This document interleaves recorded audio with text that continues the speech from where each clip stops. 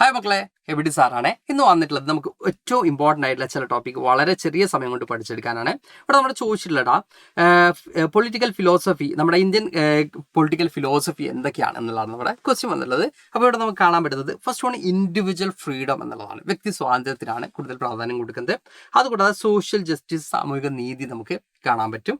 അതുപോലെ respect for diversity and minority right നമുക്ക് അറിയാൻ പറ്റുന്ന ഒരു കാര്യമാണ്. എന്ത് ചെയ്യണം, എന്താ പറയുക, എല്ലാ അല്ലെങ്കിൽ നമ്മുടെ ഒരു വൈവിധ്യങ്ങളുടെ രാജ്യമാണ് നമ്മുടെ ഇന്ത്യ എന്ന് പറയുന്നത്. അപ്പോൾ എല്ലാ ഗ്രൂപ്പ് ഓഫ് പീപ്പിൾസിനും റെസ്പെക്ട് ചെയ്യുക, എസ്പെഷ്യലി മൈനോറിറ്റീസിന്റെ റൈറ്റ്സ് കൃത്യമായിട്ട് റെസ്പെക്ട് ചെയ്യുക, പ്രൊട്ടക്ട് ചെയ്യുക എന്നുള്ളതാണ്.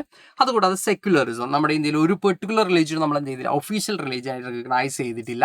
അപ്പോൾ എല്ലാ റിലീജിയനും ഈക്വൽ ഇമ്പോർട്ടൻസ് തന്നെയാണ്. ഒന്നിനും നമ്മൾ എന്ത് ചെയ്തില്ല, ഒരു റിലീജിയനും കൂടുതൽ പ്രൊമോട്ട് ചെയ്യുന്നില്ല, ഒന്നിനും നമ്മൾ താഴ്ത്തി കെട്ടുന്നില്ല, എല്ലാം ഈക്വൽ തന്നെയാണ് എന്ന് നമുക്ക് കൃത്യമായിട്ടും കാണാൻ പറ്റും.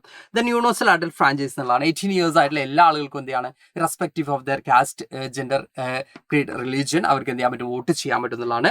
നാഷണൽ ഐഡന്റിറ്റി, ഫെഡറലിസം, ഇത്രയാണ് നമ്മുടെ പൊളിറ്റിക്കൽ ഫിലോസഫി എന്ന് പറയുന്നത്. ഓക്കെ, അപ്പോൾ നമുക്ക് അടുത്ത ക്ലാസ്സിൽ വീണ്ടും കാണാം. Thank you all, by.